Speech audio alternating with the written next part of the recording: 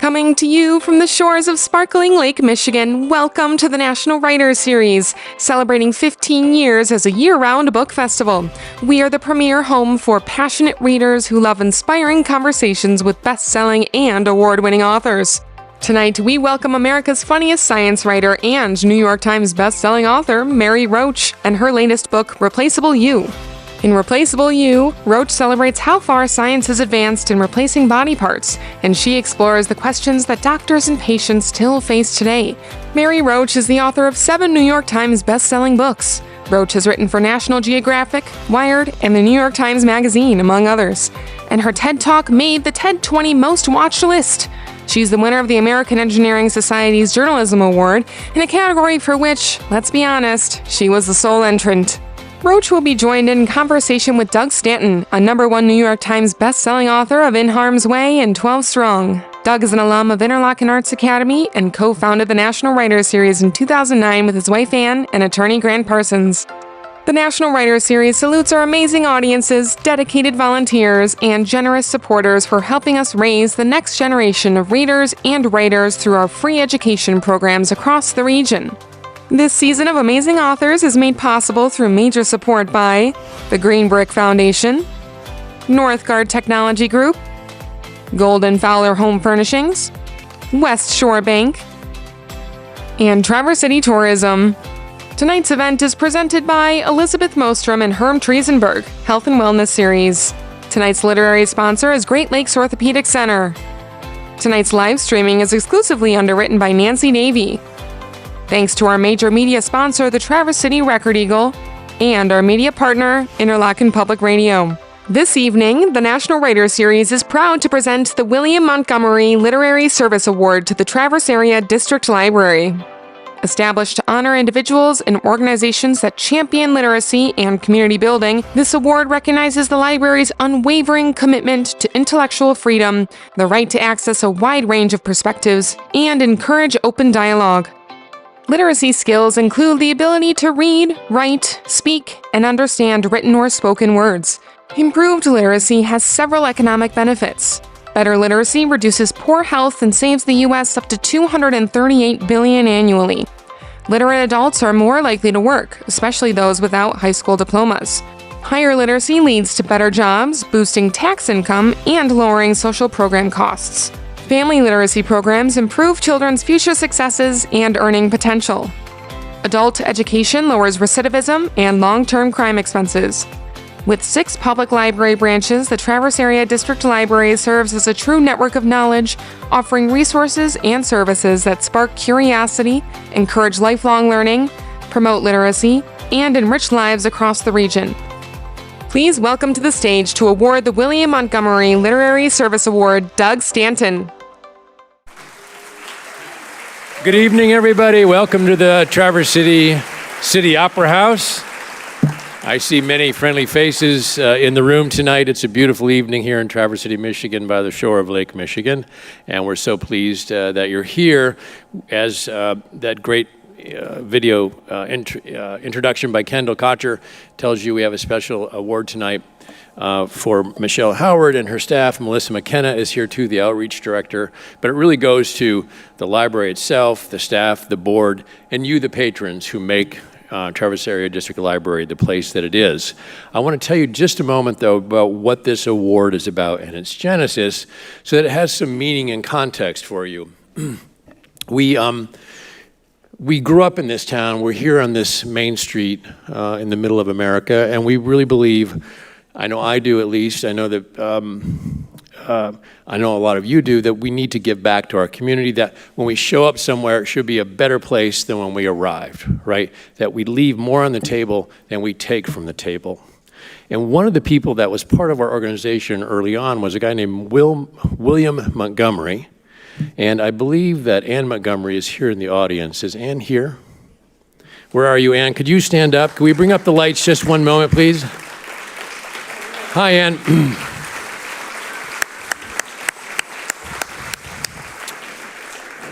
Ann and Bill were really, and still are, really important to the National Writers Series and its vitality, especially in its early days. Bill sat down with Ann Stanton, the director, and really talked with her about, the finances and just running an organization like this. And what we wanted to do after Bill's passing was, and I'm going to read this, we established this award to recognize people and organizations in our community who promote literacy and community building, often through writing, talk of writing, or in tonight's case with our library, opening the door to the world of storytelling and literacy to so many people. Bill Montgomery was a writer, he was an entrepreneur, humanitarian, and he sought to make each place he was in a better place. His life and writing sought to do the public good from a very personal place. He came to writing later in life, and it was a real joy to watch him discover storytelling when he authored his own book called A Prayer for Time, which I believe is in the Traverse Area District Library. It was so much fun to watch Bill discover this other part of his life that he had really not paid attention to, being largely an entrepreneur and a business person, and quite successful at that. National Writer Series is proud to spotlight the library tonight, Director Michelle Howard, the board, the staff, the patrons, in their efforts to keep the gates of storytelling, reading, learning, and writing open to all members of our community. And we're really proud and lucky to have them here tonight. Please welcome to the stage Michelle Howard and Ms. McKenna. Thank you.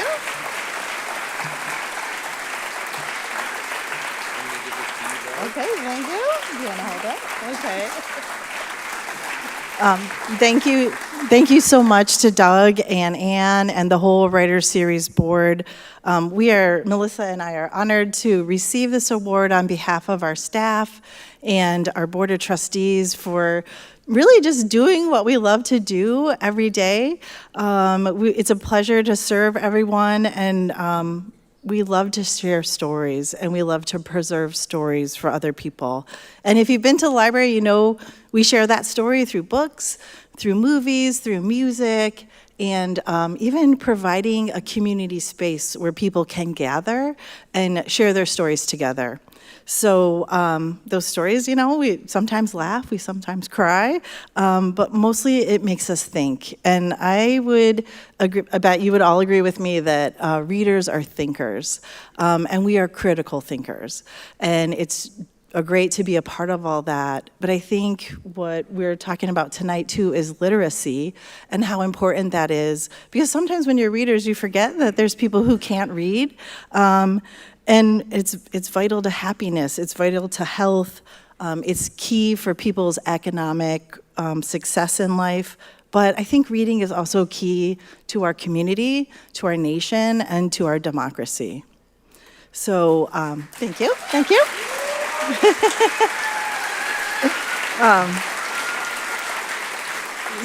So I know it's kind of silly, like we're getting the award and being thanked, but I just want to thank the Writer Series because that's their goal, is literacy.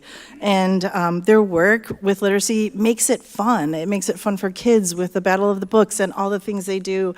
And it's just great to be in a community that supports literacy. And I think we can all agree that it's something we can do together, is to celebrate literacy and to protect literacy. Because with literacy, not only are we building skills in people, but we're also building their futures. So thank you again, and keep reading.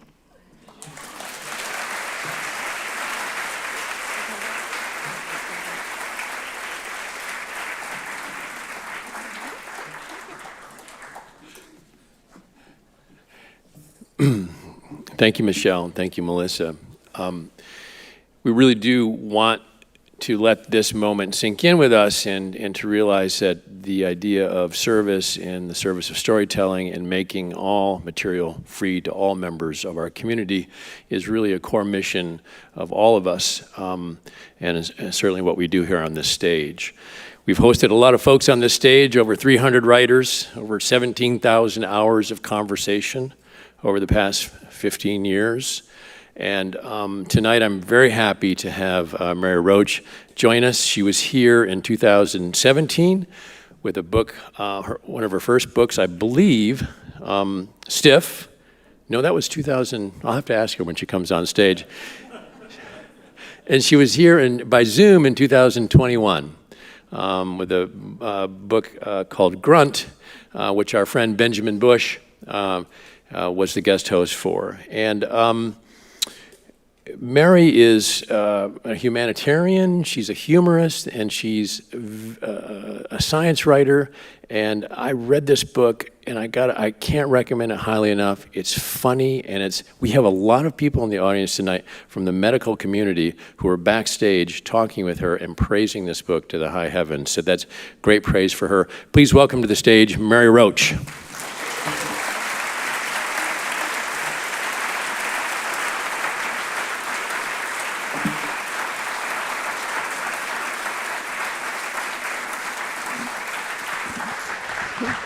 Hi, Mary. Hi, Doug. Thanks a lot for that introduction in which you got the years and the titles wrong. Well, okay then. I told you she was funny, right? Okay, so you were here in 2017 with which book? That was GRUNT. That was GRUNT. That was GRUNT. And then FUZZ was the virtual one, 2021. Right. Yeah. And GRUNT was about the science of humans at war. Yeah, that's right. That was Benjamin Bush with the gorilla gloves. Yes. Yeah, yeah.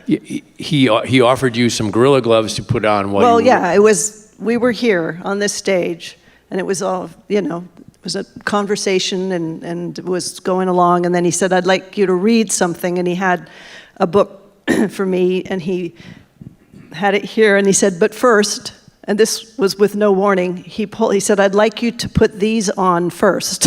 And they were giant, hairy gorilla hands.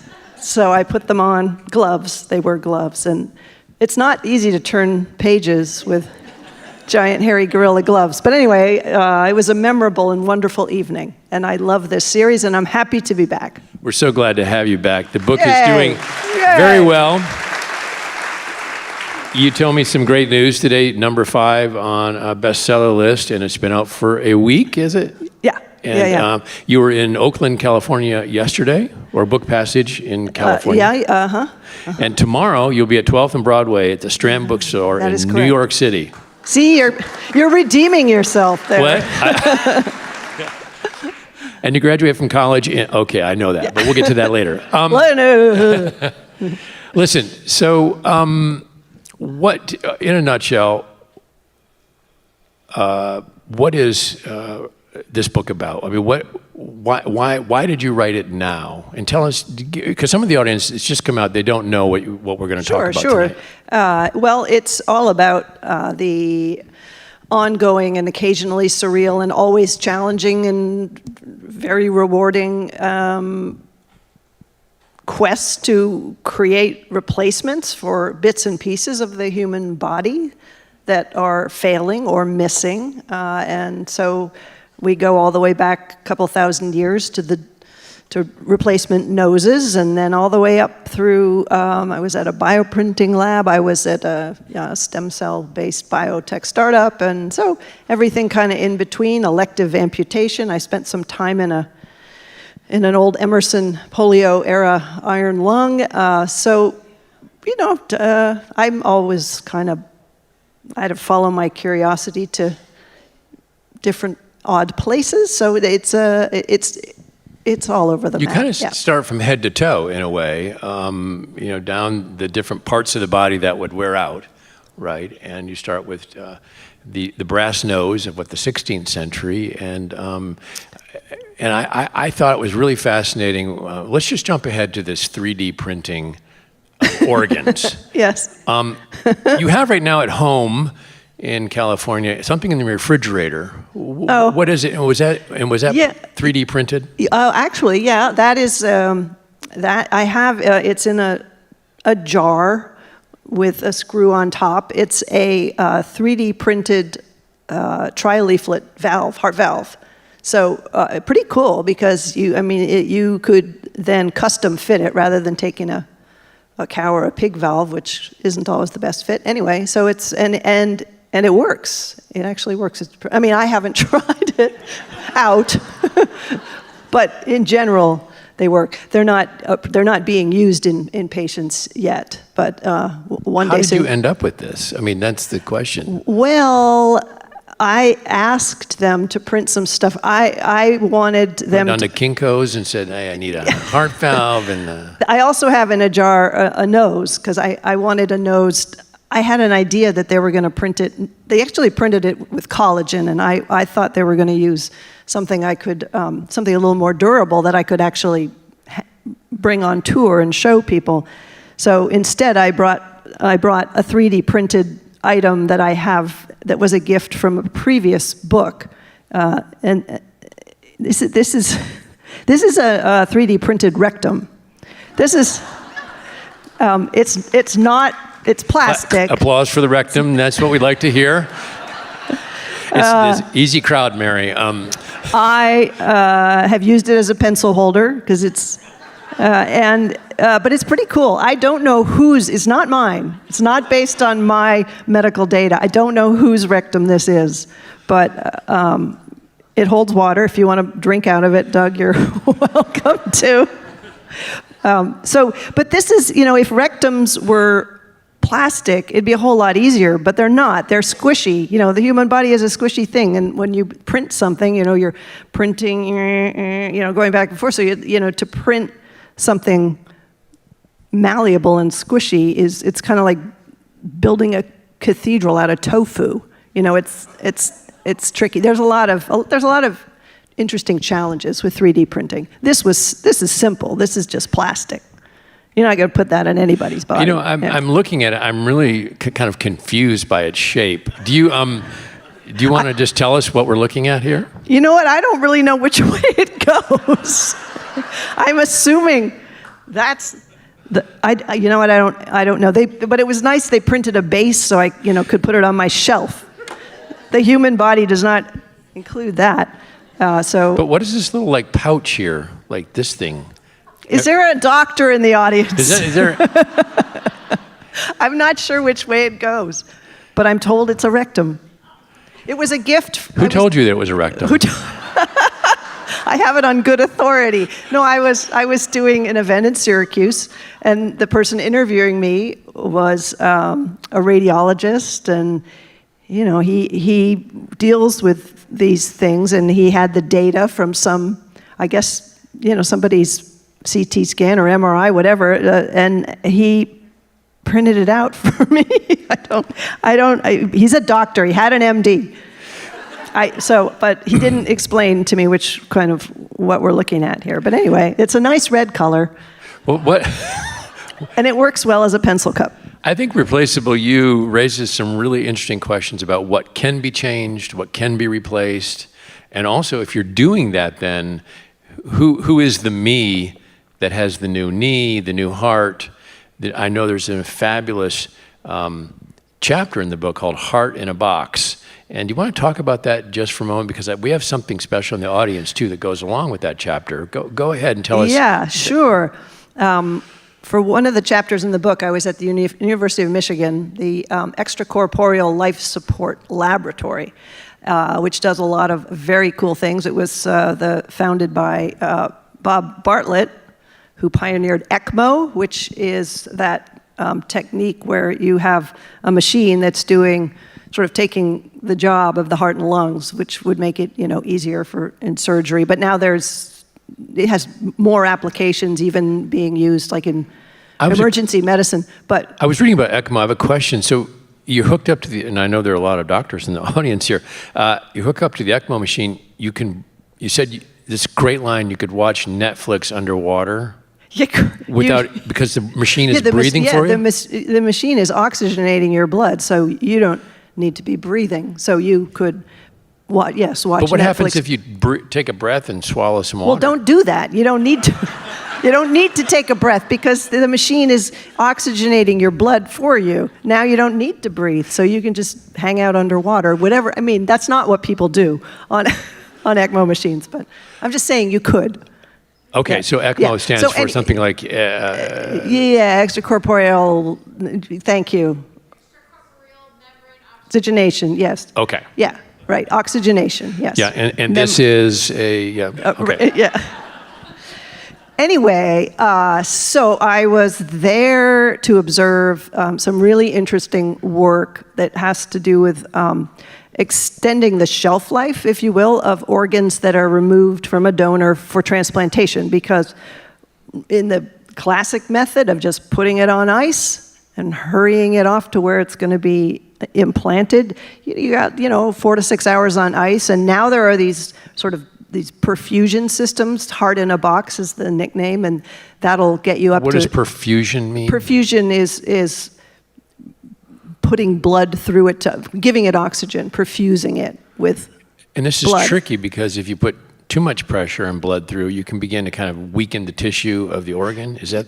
Yeah, what they were working on when I was there, they were looking at, could we lower the flow rate? Because these heart-in-a-box systems, they extend the shelf life of an organ to, say, 8 or 12 hours, but it'd be great if we could go to 24 hours or 48 hours or even a week, because then you could actually bring in a echocardiogram machine. You could look at that heart and see, is this heart in good shape?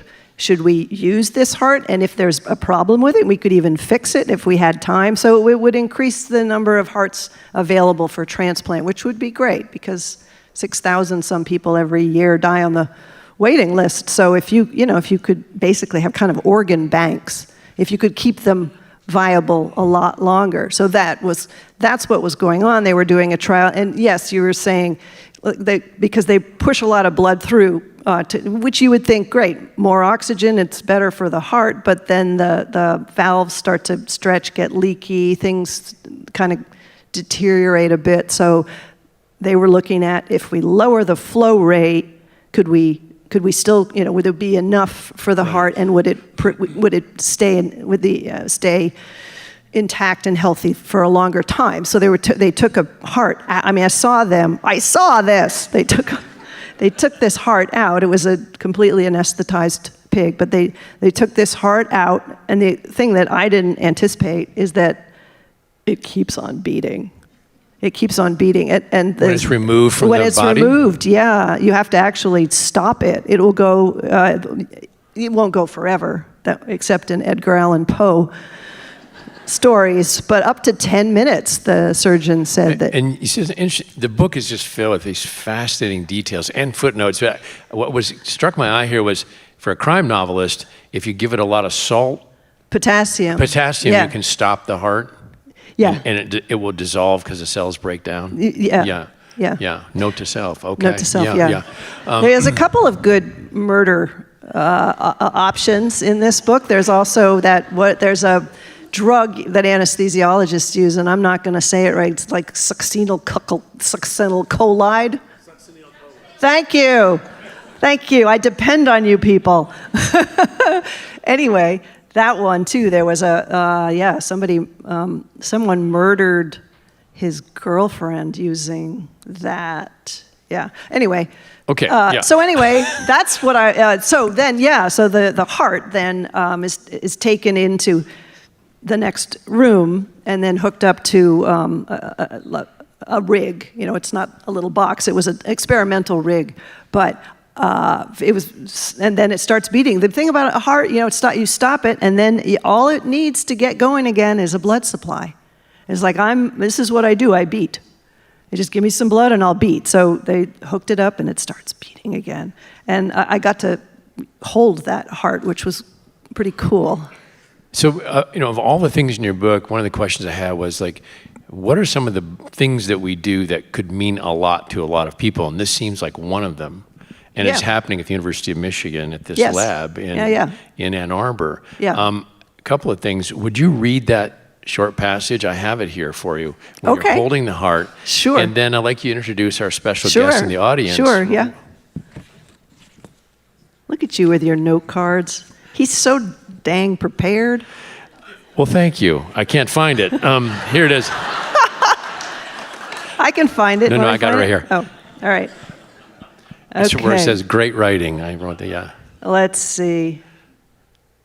Okay. Cupping a warm beating heart in your hand is as surreal as you might imagine. It's the stuff of slasher films and human sacrifice, but to me it doesn't feel disturbing. Is there a word for awe mixed with tenderness? That's how it feels. It also makes me aware of my own heart, which is beating slightly slower than the one in my hand. I wait for a minute to see whether they'll start to synchronize. Mary? The gentle tones of Dr. Drake. Yes? All done now? I withdraw my hand. Sorry. Could we bring up the House Lights and introduce Dr. Dan Drake and Marie Cornell from the lab in Ann Arbor? Where are you? Where are they? Please Where stand are they? up. There you There go. they are. Congratulations on your work.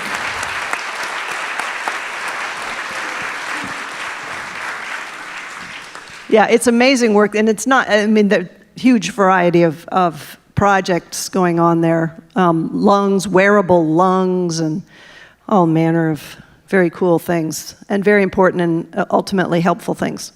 What have you learned? You know, that section is so great on so many levels, as prose, as a touch of humanity.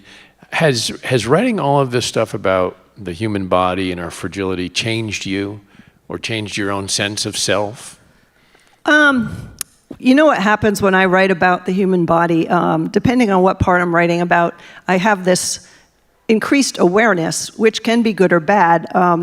When I was working on GULP, which is kind of everything between the nose and the tail, I had a chapter on this guy in the Netherlands who has spent his whole career studying chewing, and he was like very enthusiastic about, like, there's this like when you're biting down on a peanut, just the moment that the peanut gives way, your body cuts off the pressure because otherwise your teeth would smash. It's this reflex, and it just happens, and it's really cool. And then he was talking about bolus formation, like what you're doing when you chew. You're taking apart food, and you're breaking this piece of steak down into little pieces, but then you put it back together with saliva into a bolus, into the shape that'll go down the tube. So for weeks afterwards, I would go to a restaurant, and I would look around, and I'm like, it's disgusting what people are doing.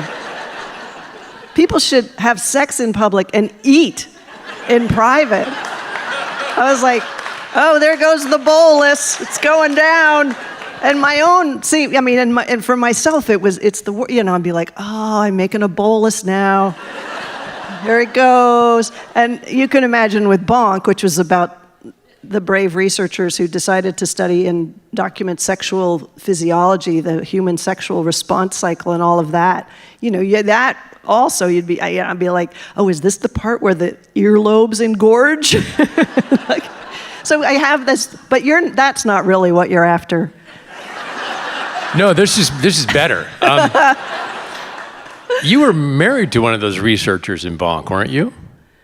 Wait, I was married to a researcher in BONK? Yeah, you did. Didn't you do an experiment in BONK? Oh, no, my husband and I were subjects. Oh, subjects. Yeah. Yeah, no, that would have been some weird three-way thing at the University Hospital in London. That would have been weird. No, we weren't. That is the subtitle is the weird coupling of curious coupling. Close. Of sex. Close. Of sex and science. The curious coupling of science and sex.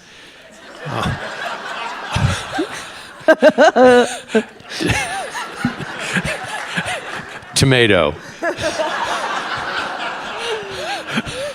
You know, I have another passage for you to read. Would you like to read that one? I'm not sure. Do I? June 10th. It's a news article. Okay, let's see. June 10th, 2008.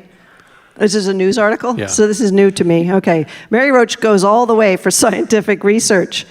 ABC News. In 2007, she had sex with her husband while a British doctor waved an ultrasound wand over their private parts, testing their genital responses to the soundtrack of Les Miserables. Yeah. Okay, how that happened, right? It goes on. It's not done. But that makes it sound like he was studying the, whether Les Mis increases sexual arousal. But in fact, it was because it was a little awkward. My husband joked, I don't know, don't you have the soft music and romantic lighting? And the researcher, who is a very, very kind of straight-laced sort of guy, he goes, oh, I'm sorry. But wait, on my laptop, I have the soundtrack to Les Mis. So that's what that means. Yeah. Oh. Was it on the next page? That's it. Oh, okay. All right. Her compliant husband, innocently lured to London with the promise of an all-expense-paid trip and a day at Stonehenge, this is true, rose to the occasion with a dose of Viagra, she says. It was this is a quote from me, apparently. It was a weird mix of medical procedure and sex. Roach, who took copious notes throughout, that is true. Every man's worst nightmare. Roach, who took copious notes throughout, told ABCnews.com, Ed said afterward, I was really creeped out that I did this. That's true. It was all for the sake of Roach's new book, BONK, The Curious Coupling of Science and Sex, which reached number 10 on the New York Times bestseller list this spring. He's such a good person, Roach said of her husband, a graphic artist. Mary needs this for her book. I will ejaculate. They made that one up. Although there was a moment where the researcher goes, this is so that researcher. Ed and he were, he was weirdly trying to make it normal in a way, and so they were talking about, their kids, and the researcher goes, yeah, and the little one, she's 2 now, you can ejaculate now. I don't know how I did that. Anything for a book. Apparently. Yeah. Here, you can have that back. Well, you're fearless. And this is why I think you're so popular and so important in a way, because you go to these places that most people wouldn't, and you bring back some just fascinating stuff about our well-being. I mean, as funny as this is, I think there was a real mission there, right? You were trying to actually talk frankly about sex, the sexual response. Right. And yeah. So. No, I felt like the researchers, particularly back in the day, Masters and Johnson and Kinsey, what they did and the pushback they got was, it was very heroic what they did, to be in, the 50s and 60s, well, mostly the 50s, to be, bringing couples into a laboratory setting and documenting things. And I remember Masters and Johnson had a line in one of their books that said, we had to hire a second secretary to keep up with all the hate mail, which I'm like, why did you answer the hate mail? Just throw that stuff away. But anyway, yeah, it was amazing what they did at that time. Yeah. What's one of the most, okay, so in Replaceable You, you see a hip replacement, you go to Mongolia to work on a cataract surgery. You travel the world. You go to Tbilisi and work on. Yeah. Yeah. Well. Okay. I forgot. It's not a setup. It's not a setup. No. Okay. All right. Well, Tbilisi. Okay, since you brought it up, Tbilisi is former Soviet Georgia, and I went there because when I first was thinking about writing that, one of the things that pushed me over the edge to write this book was I was picking the brain of a woman. She actually works in a stem cell lab, but the conversation was kind of wandering, as my conversations will do. And she mentioned that there's a paper documenting a technique wherein this surgeon had used a middle finger to rebuild a penis. And when I heard that, I pictured the finger taken pretty much as is and installed, which is fingernail and all, just, able to move, but that's not the case. That's not the case. But nonetheless, it's a very unorthodox procedure. You don't need, there are medical implants that you can use for either for rebuilding or for erectile dysfunction surgery. But for some reason this surgeon chose to use the man's middle finger. So I was naturally interested and curious, and so I sent off emails in English, in Georgian, in Russian, and got no reply. So I just called my friend Stephanie, who I like to travel with, and we've traveled for years, when she was a teacher and I was a freelancer, and I was like, the Caucasus Mountains in the fall are supposed to be gorgeous, and there's a guy who uses a finger to build a penis. So let's go. So I just showed up.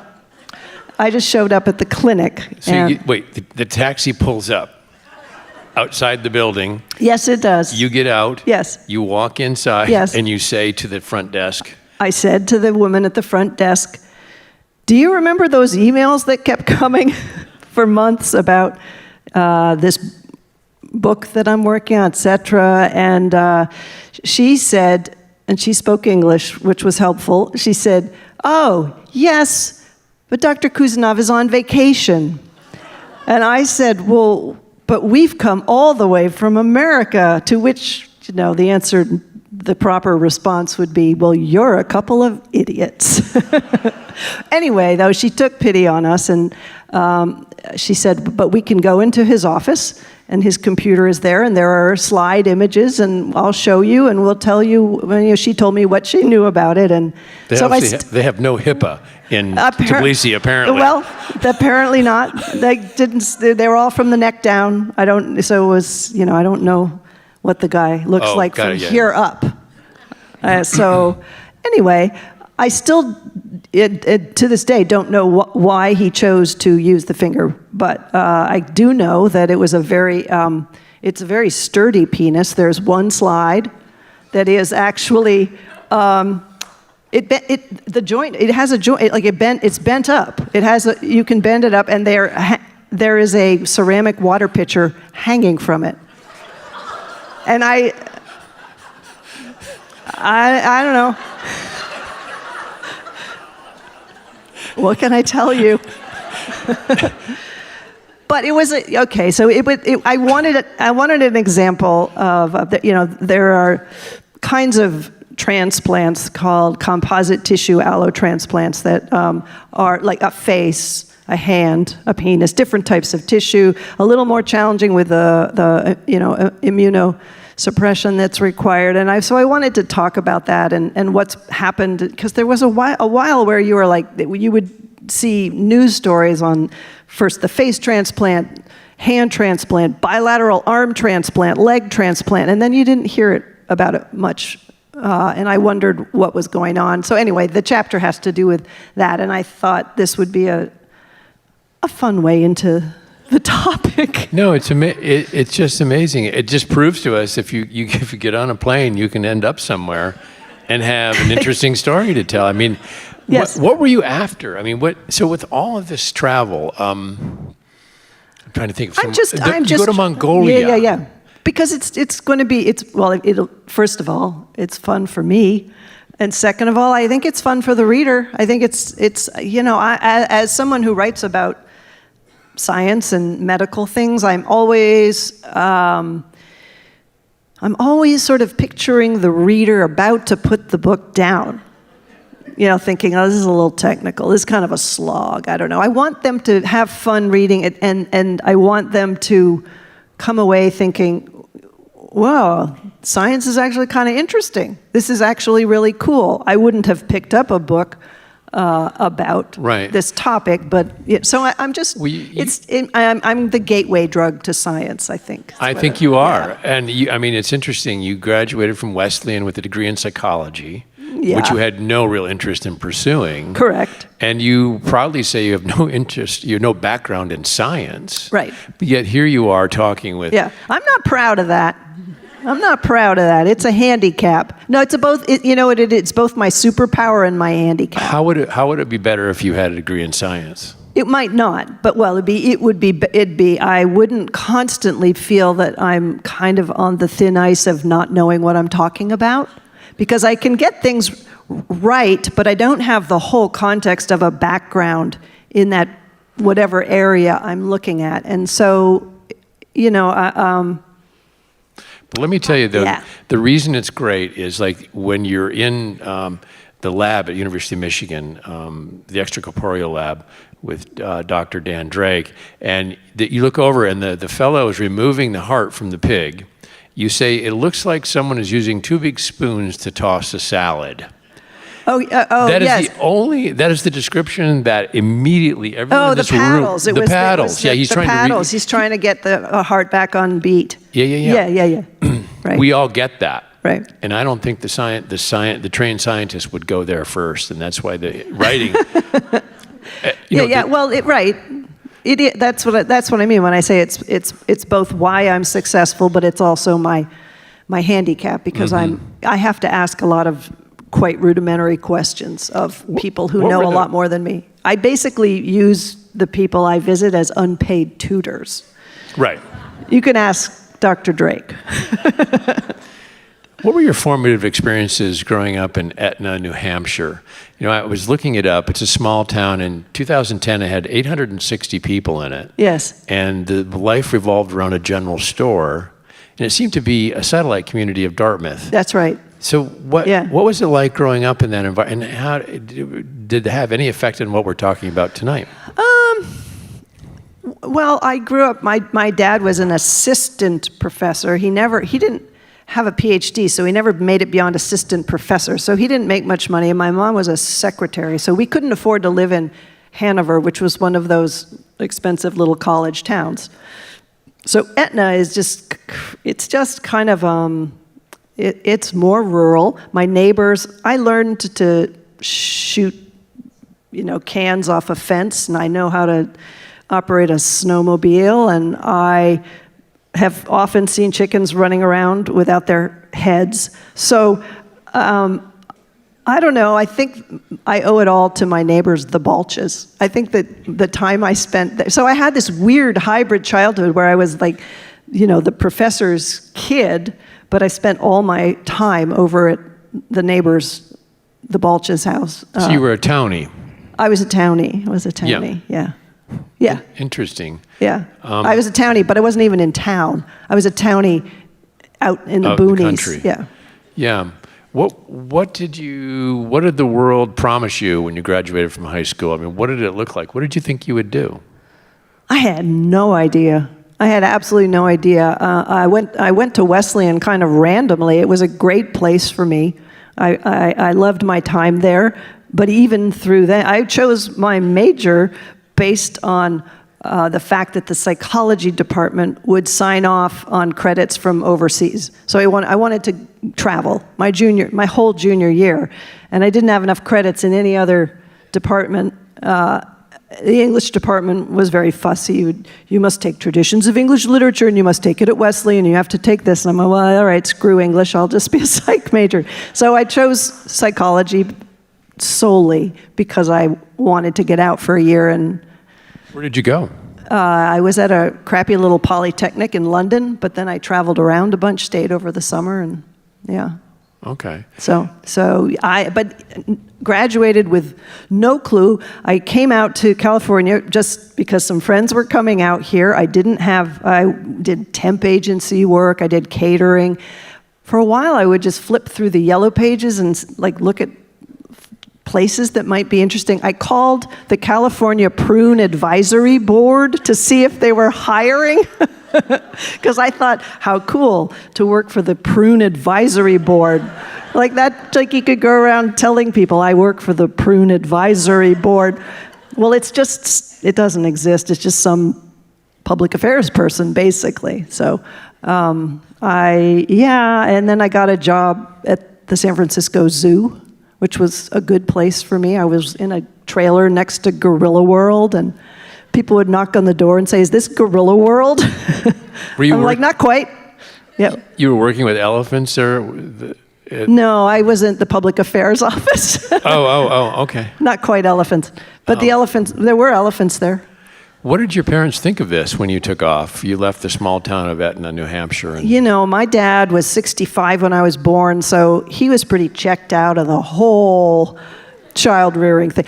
Well, that's not true. You know what since he was retired, he kind of got stuck with me, but he would just take me to the library and drop me in the kids section. So I was raised by librarians, essentially. What did you like to read? I love to read the Tintin books. I think that, and Tintin was a journalist, But he never seemed to have to write up the piece. He never had to work with an editor. He just went and had adventures. So I think, that must have stuck in my head. I had this sense of journalism as this, exotic way to make your way around the world, which it has turned out for me to be. So I did, and I did like the Tintin series, Harriet the Spy, the Black Stallion, And one weird book, The Man Who Lost His Head. I loved that book. That was by the author of Blueberries for Sal, did the illustrations. It's a guy who wakes up in the morning and his head isn't there, which kind of must, when you think about my first book, Stiff, there was a chapter about the guillotine and does the head, is it aware of anything? Anyway, so the Man Who Lost His Head is a very odd book for children. There were a lot of weird books for kids back then. Let's go back to the head for a moment. Does it register anything?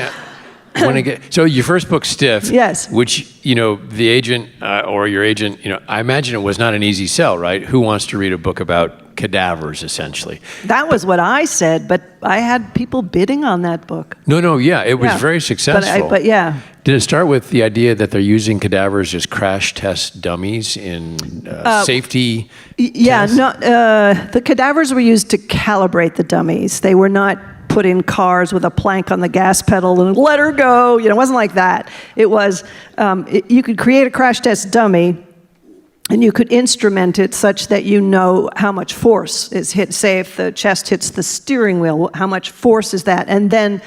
But the cadavers were necessary to know what does that much force actually do to a body? Does it just break the ribs? Does it shear the aorta? What's going on in there? So the cadavers were brought in to figure that stuff out. So I came across a collection of books. I used to like to wander around the basement of the UCSF Medical School library and just look at old stuff.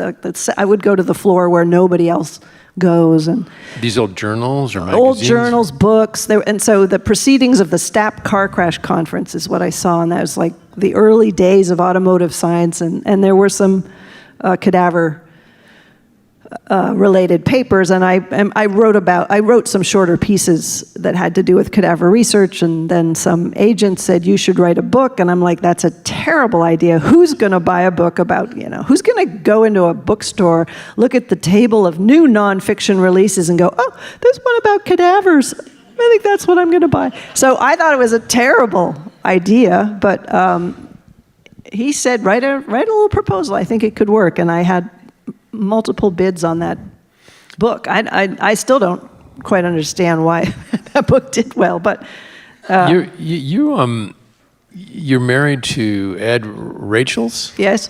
Was an illustrator at the San Francisco Chronicle. Yeah.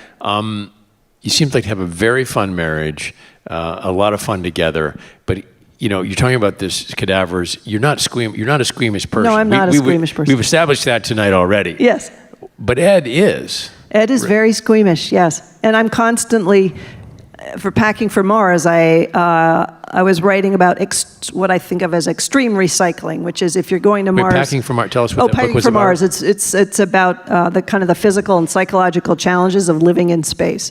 And if you're going to Mars, you're not going to carry all the water, so you're going to be recycling urine. And there are these rigs that NASA has down at Ames that will create water and they'll do taste tests. You can't tell the difference. Anyway, I went down to have lunch with the guy who built the rig, Sherwin Gormsley, and I said, well, why don't we meet in the cafeteria and we'll both, as our beverage, drink our own urine. So he said, fine, and he sent a kit, not the rig that the astronauts use, but kind of a home rig kit that you could use, and I put it in a nice water bottle, glass water bottle in the refrigerator, and Ed was like, what is that?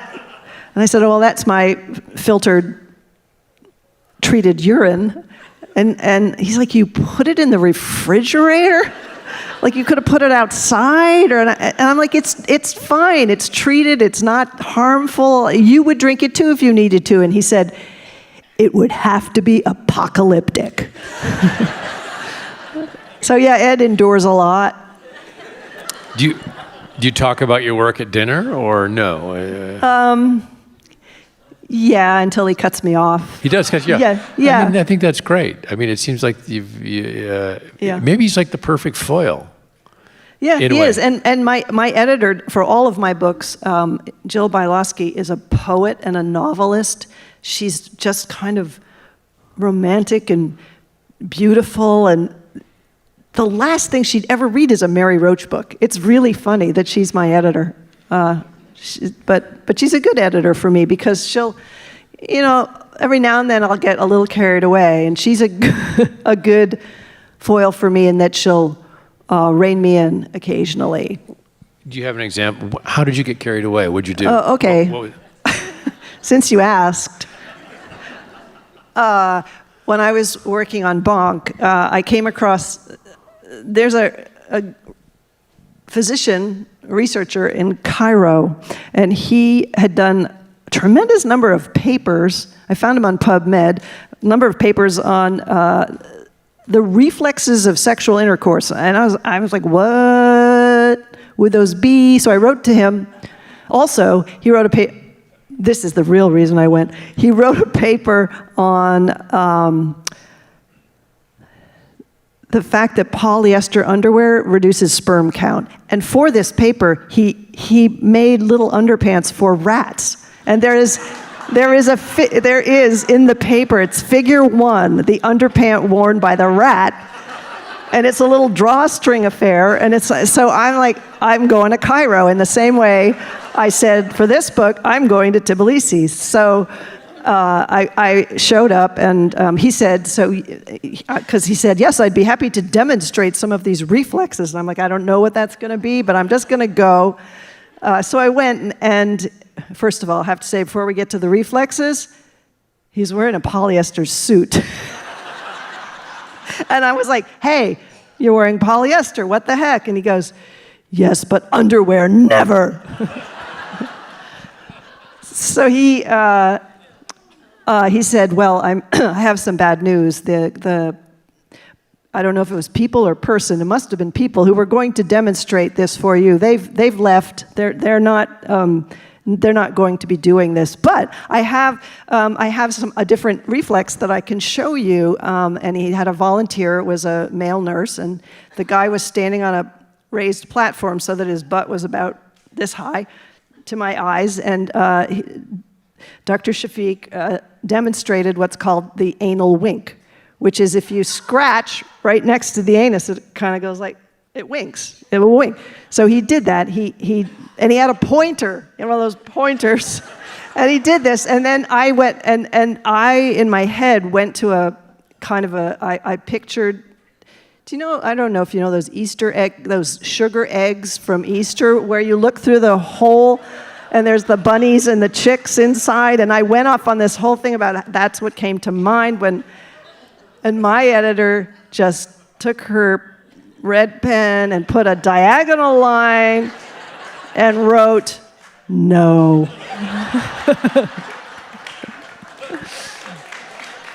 So there's your example. Wow. Yeah.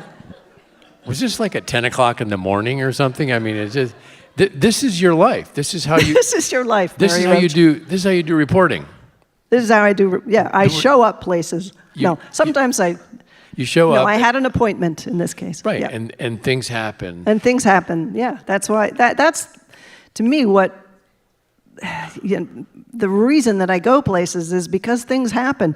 I don't know even. I mean, I do try to prepare to a certain extent, but I don't really know the best questions even to ask until I get somewhere, because I don't know what the most interesting thing is. So I showed up at the Extracorporeal Life Support Laboratory. I don't think I knew quite what they were doing that day, and I just thought, whatever it is, it's going to be really interesting. And it was. There are pictures of you in Replaceable You in gowns with masks, in the room watching surgeries and so on. What is the most jaw-dropping thing you might have witnessed in the researching of this book? In the researching of this book, I'm going to have to go with the ceramic water pitcher. That's fairly jaw-dropping. But also, I mean, after I was at the lab, University of Michigan, Wyeth Alexander was one of the surgeons who's a very gifted transplant surgeon, or headed that way. He sent me this slide, because I had expressed surprise that a heart keeps beating. And he sent me this slide, this short video of a heart that had been sliced in half, kind of like a deli roll. It's still beating. That was kind of amazing. But I think the other thing that stayed with me is more oral, as in A-U-R, not oral, oral. And that was, I went to an orthopedic clinic where the surgeon, he had one operating room for knees and one for hips, and he went back and forth. He did 10 procedures over the course of the day. But so I saw a hip replacement, but mostly I heard it because I couldn't get that close. I'm a germy thing. They don't want me that close. I had to stand back, but the sounds of you might not want to hear this because you have a knee. But anyway, it's power tools, and at one point it was exactly the sound of pounding in a tent stake. Yeah. But in the literature for this particular implant, that's described as moderate strikes. When you hear this, how do you feel? How does it make you feel? What's your response, your autonomic response to this kind of? Because my husband has a wood shop, so I see sawdust flying, and I remember saying to the rep from the company who was also in the room, I'm like, don't you kind of need your marrow? He's like, oh, it just compacts it. It's fine. Everybody's so used to it. I think it's always amazing to me how every day these things become.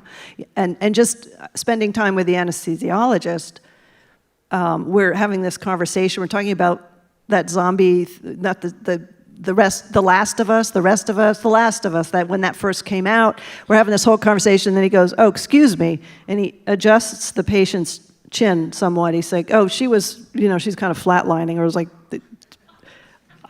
that's kind of, I don't know, just the matter-of-factness with which he reached over and adjusted it so she didn't die. was kind of amazing. It's just amazing. This is people's work.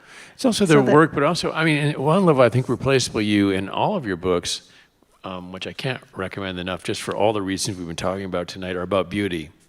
I'm wondering if you find the whole body beautiful in a way, and kind of mysterious, and this kind of amazing mechanism. Yeah, I do. And I even found, for stiff, I spent time at the University of Tennessee, has a place that's nickname is the Body Farm, and it's a forensics facility, and they're studying how different environmental factors affect the timeline of decay.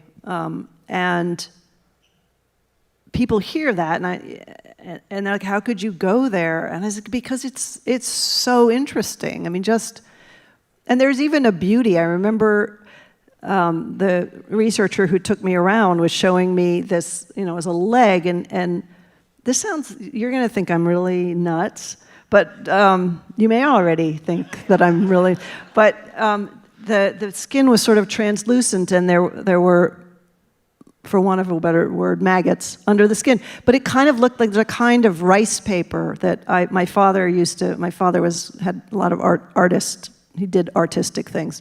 And rice paper that has the sort of grains in it. And then there was a kind of beauty to it. Did you use that description of your father's image when you were writing in the book? I didn't mention my dad, but I said that it resembled this kind of rice paper, Mm-hmm. Interesting. But so I do find it, and it's so, it is just an incredibly complex machine, and it's this machine that when things are going well, we take it completely for granted. We think of ourselves as these, a mind just kind of moving through the world, while meanwhile thousands of things are happening all the time to keep us just, I don't know, sitting in a chair talking to you. It's kind of it's repeatedly astounding to me. Yeah, and talking with you right now, it seems what you're writing about are the people who are maintaining us, right? There's a certain sense of hopefulness in the work you're doing. Yeah, and in the work everybody in this book is doing. Right. Yeah. Interesting. Yep. How do you get them to open up? I mean, you walk into the room. How do you? Well, you know what? Part of it, I think it. I think that the people who respond to my email are already the best people to talk to because they're taking the time to read what you've written. They're responding to my enthusiasm about what they're doing, and they're welcoming, and they say, yes, absolutely, you can come and waste 2 of my days. You know, because I tend to hang out for at least a day, sometimes a couple of days, sometimes a week. So wait, what was your question? Just how you blend in with people, how you show up. Oh, how do I get them? So I don't think I think they are open people. Right. They're people who welcome someone like me into their world for a couple of days are already a kind of an extraordinary person. But I just find if you stick around a little while, people. I don't. It's not like they're not open the first hour, but sometimes people have an idea, like they've prepared a PowerPoint presentation for you. I'm like, no, Right. no PowerPoints. So sometimes when people realize that I just want to see what they do and be there and absorb.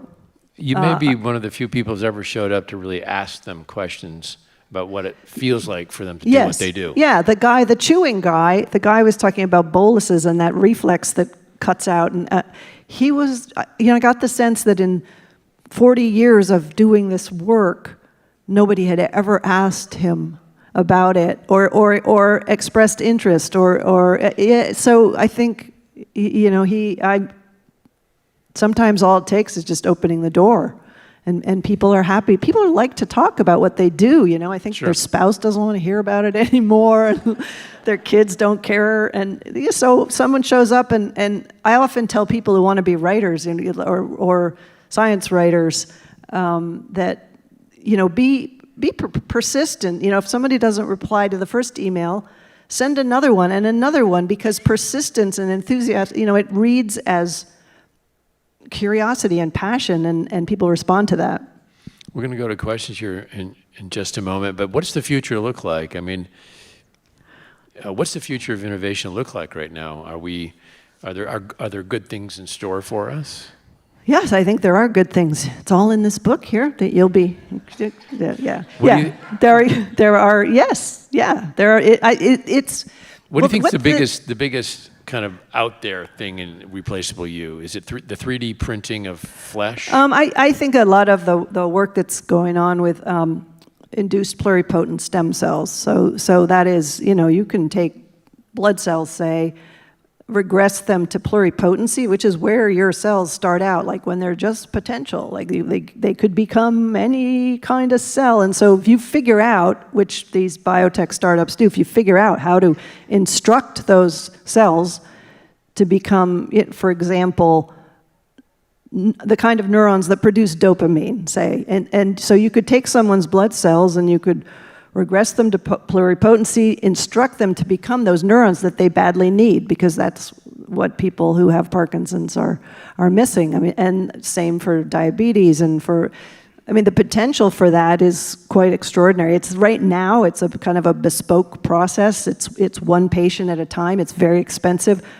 but what everybody's sort of aiming for is some kind of off-the-shelf pluripotent stem cell that would evade the immune system. So because if you take someone else's, your body would, destroy it. But if you create a pluripotent stem cell that evades the immune system, now you've saved. You don't have to do that whole step. Anyway, I think there's a lot of potential. But I think anytime you have something that evades the immune system, that there's FDA that makes them a little uncomfortable. So. These things have to be approved, but That's amazing. Is there something you've wanted to write about that you? Yeah. You know what was cool that I didn't write about it because the folks that I contacted at multiple places just didn't want me there. And I'm like, oh, that's a deal breaker for me. But I'll tell you about it. It's kind of uterus transplants. I thought that was kind of amazing because it's a temporary transplant. So the person wouldn't need to be on immunosuppressive drugs for their entire lifetime. Just they would have this uterus either from a cadaver or from a live donor who doesn't need it anymore. They'd carry the child to term, and then after the child's delivered, they take the uterus out. I thought the idea of a temporary transplant was fascinating, but what's fascinating about it to you? I mean, what? That it's a temporary with a transplant that you don't need to be on a whole lifetime of immunosuppressive drugs, which they leave you open to certain cancers and infections, and there's a toll that those drugs take. So this transplant also is not gender specific, right? A male or a female. I mean, I could get a uterus transplant. I don't know the answer to that. I guess that'd be part of the book. Yeah, right. Yeah. Let's go to Tbilisi. Let's go. Yeah, I guess in theory, yeah, that maybe. I mean, I imagine you do these kind of what ifs when you start to think about this. Right. Yeah. Well, Mary, it's been so much fun talking with you here on stage. Thank you so much for playing along and for bringing your friend. Oh, yes. Thank you, Doug. Thank you. Let's bring up the house lights. We have microphones here. We have a stanchion there, and we might have one up top. Please, yes, go. Let's get going here. Go right ahead. Hi. So I do writing communications for AAAS. So one of the things I find wonderful about your work is the practice of science, because so often in science reporting, it's just the bottom line that fits in a headline, and then the people who read the article are the people who actually care about the baseline science. There was one study in New York, they were tracing, this is a slight tangent, but it has a point. They're tracing the genetics of rats in New York City, and so the scientists needed to have samples from the 1800s, so they went scuba diving to find rat bones in shipwrecks. Wow. And no one reported on it, and I'm still so salty about it. So, okay, coming around to my point, I love how your writing focuses on these really interesting points that the science of science, the practice of science is so interesting. Science, yeah. Is there a site visit that you loved but it didn't get into the book, or what is one of your favorite site visits where you got to see something that's kind of unexpected? Gosh, if it's a site visit, it almost always makes it in. But one time, and I can't believe nobody reported about scuba diving to find the rat. Whoa, what's wrong with people? If it hadn't already happened, I'd be there. Well, one time I really wanted to go on that plane, the Hurricane Hunter plane. I wanted to experience that. And I get motion sick easily, so I don't know why but I thought it sounded pretty cool. So but it's hard to, because hurricanes, they're here and then they're here, and so it's hard to plan for it. But they said, well, there's a certain kind of storm that is building out in the island. It's not a hurricane, but we're going to go out there, so you're welcome to come. So I drove. It was leaving from Monterey, and I drove down. It was for Discover magazine, and went up in the plane. First of all, not even any turbulence, nothing. Second of all, the meteorologist, and I'm sure it's my fault, but he could not explain to me what they were doing. I was like, wait, but I've always had a problem with meteorology. I don't know, low and high pressure fronts, I'm never what? So anyway, I got off the plane and I called, because that's what you did back then, my editor, and said, just cancel it. I got nothing. But I had such high hopes for it. I tend to get, another time I heard about this lab where they study the ergonomics of airplane seats, and I'm like, I'm going to be a subject. It's going to be really cool. So I get there, okay, you can come here, and I get there, and it turns out, as you would expect, you're sitting in an airplane seat for 8 hours. That's What's happening? That one I actually wrote up, and it wasn't very interesting.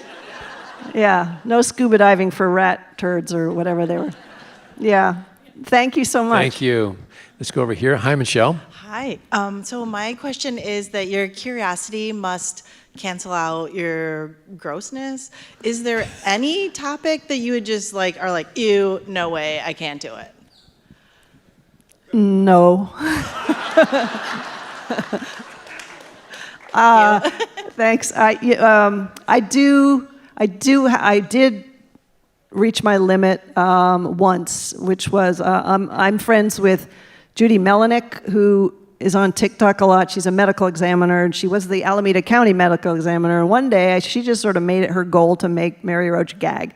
So she said, you should come to the lab, to the morgue, rather, this morning. There's an interesting case. And I'm not even going to describe it to you, but I did gag, and I ran out of the room. So I do have my limits. Thanks. Yes. Yes. Mary, thanks for being with us. I'm heartened to hear that, in a sense, you're optimistic about where science can take us and such. But in our current climate, what's going on with NIH, things like that, what are you thinking about that? And, in a sense, how can we help? Yeah, right. When this book was going into production, the very early stages was right when Doge happened. And that's why I added an epilogue to the book, because I felt like I needed to contact all of the people in these labs and just say, are you okay? What's going on? And at that point, nobody really knew. You know, they're like, some of these things, we have contracts, multi-year contracts for studies, but they're saying that they could be canceled. And it's to me, completely perplexing and maddening. I just don't understand how this ended up as politics. It's just so bad for science and bad for just all of these young minds who are so enthusiastic and heading off onto, who are now agree. Looking at going to another country, having their labs budget cut in half, and it just makes no sense. So anyway, I don't know. Did you get an answer though? I mean, some of them. People were like, needless to say, this is serious, seriously damaging, not just for our lab, but for a lot of them talked about the future of just like the pipeline of innovation, and not just the patients who are going to benefit from some of these things, but just this country's ability to be competitive and to come out with new innovation, and it's all just being crippled. And it's such a tragedy. Yeah. All right, well, thank you. So not optimistic about that particular element, yeah. Yes, go right ahead. So this is a really specific question. In the beginning of your book, when you were first in China at the pig farm, you were talking about a pig who was literally wearing his heart on his sleeve. Oh, yes. So was it his heart was removed and attached to him and still beating? Oh, no, it's a fiberglass sculpture outside the control center for the facility. These were two fiberglass happy statues of pigs. They weren't real pigs. Oh my They weren't real gosh. pigs. But I noticed as the second time I walked by that one of them had a little heart with little, there was 5 vessels sticking out. I was like, he's literally wearing his heart on his sleeve. So it was just That's much less interesting it's than I hoped not a real was. pig. Thank you. It's not a real pig. It's not a real pig. But yeah. Stephanie, go right ahead. Thank you. So one of my strategies in coming to these series is I come in completely blind. I knew a little bit about you, and I haven't read your book, but a lot of what you've talked about has sparked a lot of questions in me. So I work in the healthcare as a clinical ethicist. And I'm curious if in a lot of your experiences, have you ever had circumstances where you've questioned, should some of the things that we are doing in today's advances in technology actually be happening, or are those questions being pondered as you're writing?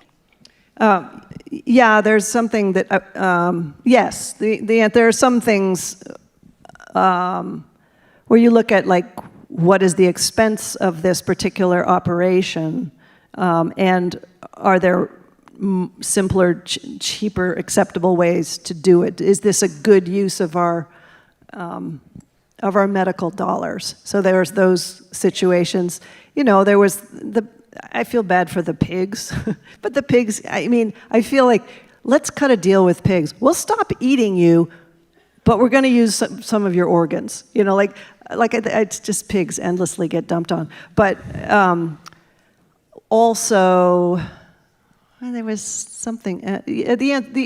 I talked a little bit about something that's really just getting rolling, which is ethically very interesting, called chimerism. It's in the book. I don't want to go into it in particular, but it's in the book. But there's some interesting ethics there for sure. Yeah. Over here. Hi.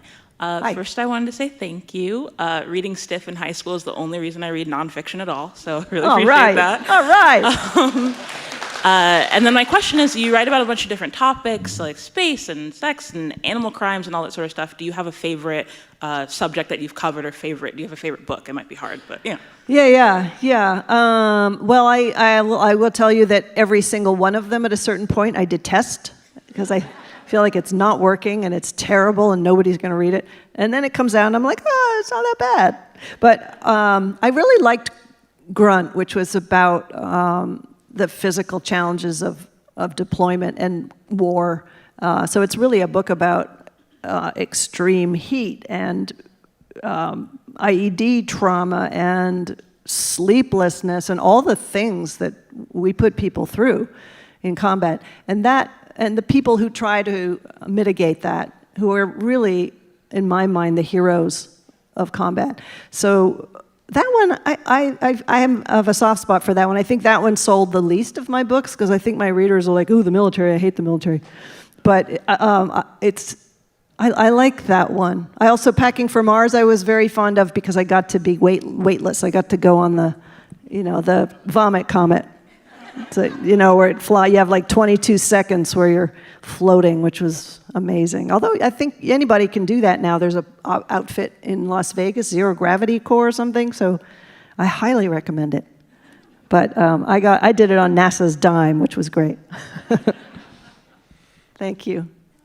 Yes. Hi, we have a question from the live stream, which has around 100 viewers right now, so shout out to the live stream. How does it feel to be a science writer in this current climate, which feels more and more skeptical of science and even anti-science? It feels awful. It does. It feels horrible. I don't understand a world where people are rejecting the information that they're getting from people who have trained for years, sometimes decades, and then getting information from someone on TikTok who doesn't know anything about dermatology or immunology or anything at all. It doesn't make any frickin' sense.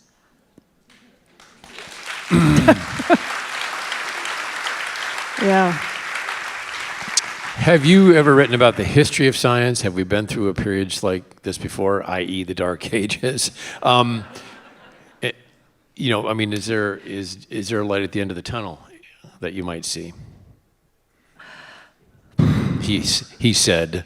Yeah. I like to believe that everything is cyclical, but and I've always believed that, but it's a little bit hard right now, but let's hold on to that hope. Okay. All right, we got it. Yes, over here. Hello, thank you for the talk. I think your talk really highlighted a lot of the interests I have in transhumanism, which is, it's not a personal interest, but it's kind of a noticing of the path we're on. I was wondering, do you think it's more likely that AI systems become embodied in non-human bodies, or is it more likely that humans become the vehicle for those AI systems? I'm going to go with the latter based on nothing but a wild guess. Okay. Cool. What do you think? I don't know. I'm trying to figure out where this kind of merges in my lifetime. Where's the middle point, and what's our purpose are we just going to be completely outmoded as basic human beings? I know. So I know. An interest, Yeah, you hear about somebody who just put gazillion into OpenAI. Who is it that just donated? Who? Yes, exactly. That's a little crazy. Yeah, I'm with you. I don't know. We'll see. Thank you. Yeah. It's funny, you've not really written about the bionic person. You've just written about the science that makes us better and restores our health. You've not gone to that. Yeah, no sci-fi. There's no frontier. No science. I can't predict the future. The thing is, things change so quickly that I think it's for me, it felt pointless to try to say, look, we're going to follow, if we follow this path, because somewhere along that path, there's going to be some major discovery that's going to make that obsolete, or it's going to change. It's just, things change so fast that, I don't know. Can you tell us, what you might be working on next? What I might be working on next? I don't know. And you guys seem like a really intelligent, curious audience. So if you have ideas, I'm at Mary Roach 1 at Gmail. So all right. I'm open to ideas. I don't know what the next one is. All the low-hanging Mary Roach fruit has been picked. Like, what's left in the human body what system? I'm not going to do the brain because we have Oliver Sacks and we have Eagleman and we have brilliant neuroscientists. You've done the eyes. Babies, maybe babies. All right. Mary Roach, thank you so much. Yeah. Everyone, thank you, audience, for being so great. Thank you. You really were a lot of fun. Thank you, Doug. Yeah. Thank you for joining us for this special presentation from the National Writers Series. Coming up Thursday, October 2nd, the National Writers Series is honored to welcome Angela Flournoy, National Book Award finalist and author of The Turner House, to share her stunning and long-awaited second novel, The Wilderness, a kaleidoscopic, emotionally resonant portrait of friendship, identity, and adulthood. In-person and virtual tickets are available now. Go to nationalwriterseries.org.